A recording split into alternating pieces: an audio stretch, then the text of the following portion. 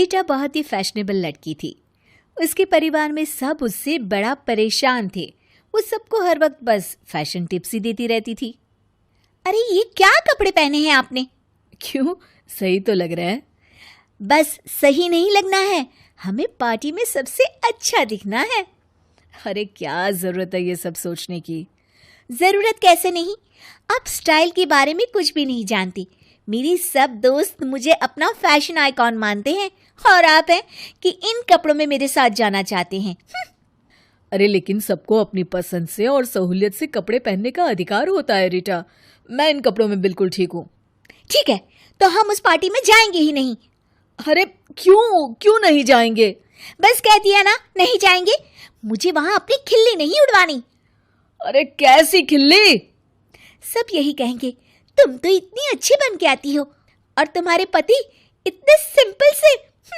बोलो, क्या इज्जत रह जाएगी मेरे दोस्तों के सामने? इससे अच्छा है कि हम पार्टी में ही ना जाए। ओहो रीटा, तुम ना कभी कभी हद कर देती हो। अच्छा ठीक है, बताओ क्या पहनूं मैं? ये हुई ना बात। राजेश उन कपड़ों से बिल्कुल भी खुश नहीं था, पर रीटा के आगे उसकी एक ना चली।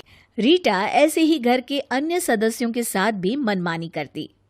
नेहा, तुम ये गाउन ट्राई करो, बहुत ही अच्छा है। पर भाभी, आपको लगता है कि ये मेरे बॉडी पर अच्छा लगेगा? अरे ये लेटेस्ट फैशन है, तुम्हें याद नहीं? तुम्हारे भैया के साथ जब हम वो फिल्म देखने गए थे, उस हीरोइन ने ऐसे ही तो गाउन पहना था। हाँ भाभी, पर उसका कॉम्प्लेक्शन अलग था। ये रंग मेरे ऊपर शायद सूट नहीं होगा। ये तुम्हारा वहम है नेहा। तुम्हारे कॉलेज की पार्टी में सबसे ज्यादा फैशनेबल तुम ही दिखोगी, मानो मेरी बात। ठीक है भाभी, मैं यही ड्रेस पहनूंगी। थैंक यू भाभी। रीटा खुश हो जाती है।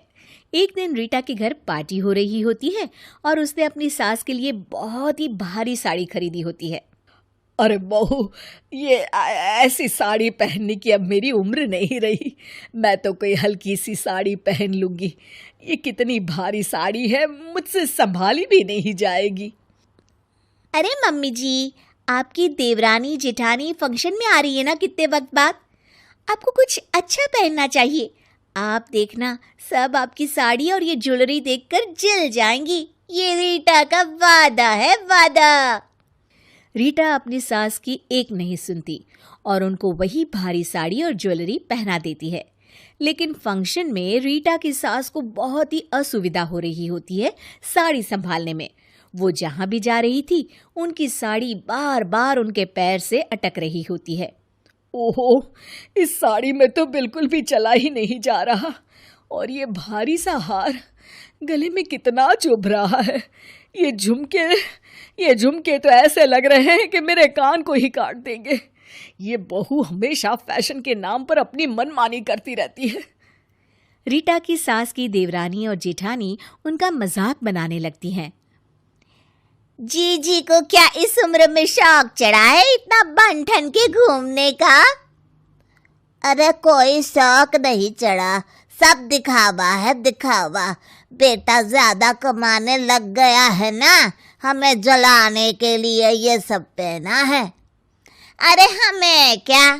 हाँ हमें क्या? रीटा की सास अपनी देवरानी जेठानी को खुद पर हंसते देख बहुत शर्मिंदा होती है और जल्दी से अपने कमरे में जा रही होती है। तभी उनका पैर उनकी साड़ी में अटकता है और वो गिर पड़ती है। सब सासू माँ की तरफ दौड़े चले आते हैं। अरे माँ, आप ठीक तो हो? हाँ बेटा, ठीक हूँ मैं।